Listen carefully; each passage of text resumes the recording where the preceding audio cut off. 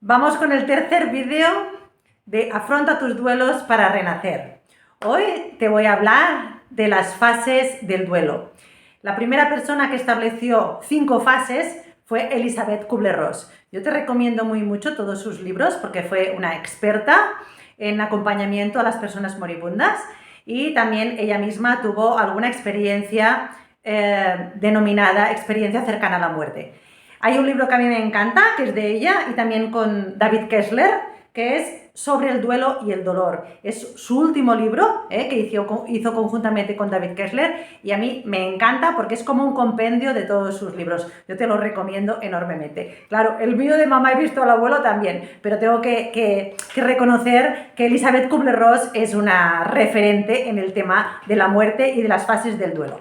Pues bien, yo te voy a contar o te voy a explicar sobre 7 fases del duelo.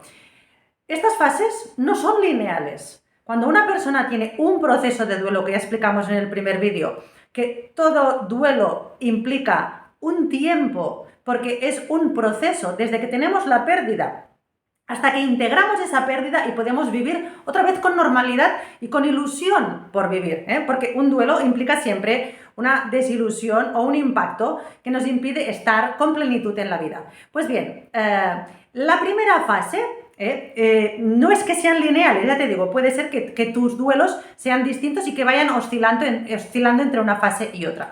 Pues lo que se denomina primera fase sería la negación, sobre todo en muertes repentinas, no me lo puedo creer, o sea, no, aún estoy esperando que llegue. Eso me pasó a mí con mi papá durante mucho tiempo. Abrían la puerta y pensaba, va a venir.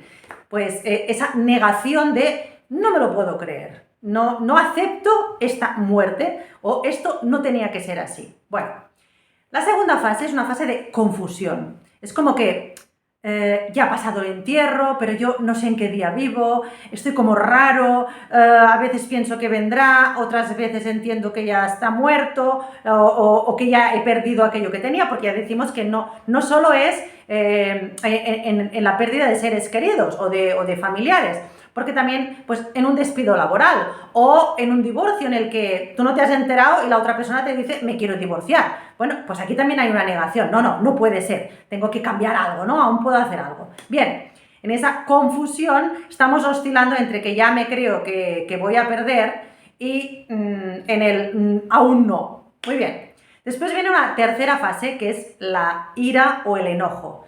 Me sale todo el enfado acumulado de esa pérdida.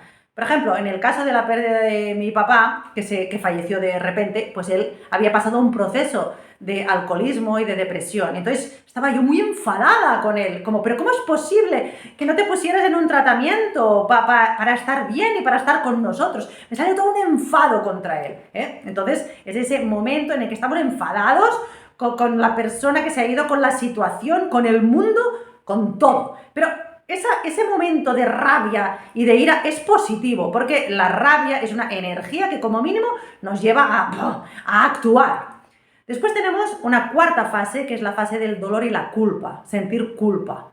Por ejemplo, ya te he hablado del duelo crónico o del duelo patológico, en la que la persona queda con mucha culpabilidad. ¿Hubiera podido hacer algo para que mi ser querido no falleciera? ¿Hubiera podido hacer algo para que mi mujer o mi marido no me dejara? ¿Hubiera podido hacer algo para que mi jefe no me despidiera? Entonces aquí tenemos el sentimiento de culpa. El sentimiento de culpa es estéril, pero es necesario también, porque es cuando hacemos una reflexión sobre nuestras acciones y también es cuando podemos, pues, modificarlas. En quinto lugar, la quinta fase es la fase de la tristeza y de la depresión. También todo duelo comporta una fase de tristeza. La tristeza está muy mal vista, pero realmente es muy necesaria porque nos invita a esa introspección, a esa reflexión, a estar hacia adentro y a recuperarnos y regenerarnos desde nuestro propio ser, desde nuestro propio yo. Y ahí es donde en esas profundidades encontramos nuevamente un motivo para levantarnos. Y cuando ya nos levantamos después de ese momento de depresión, viene la fase de la aceptación.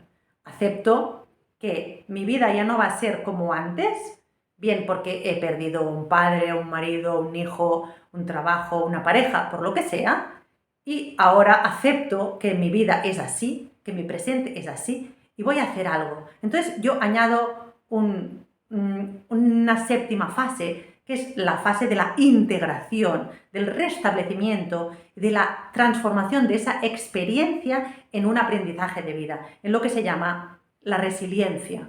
La última fase es convertirse en una persona resiliente. La persona resiliente es aquella que tiene la capacidad para hacer algo positivo de una desgracia o de una pérdida o de una situación de crisis importante. Entonces, es en ese momento cuando vemos la parte positiva de esa experiencia traumática. Por ejemplo, si me han despedido de un trabajo, pero veo la parte positiva porque estaba estancado y ahora tengo la oportunidad de montarme por mi cuenta. O si mi pareja me ha dejado, pues veo la oportunidad de abrirme a nuevas relaciones que sean más satisfactorias desde el aprendizaje y la experiencia que ahora tengo.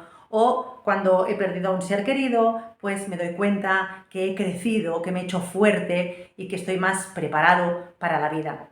Esas, sintéticamente, son las 7 fases del duelo.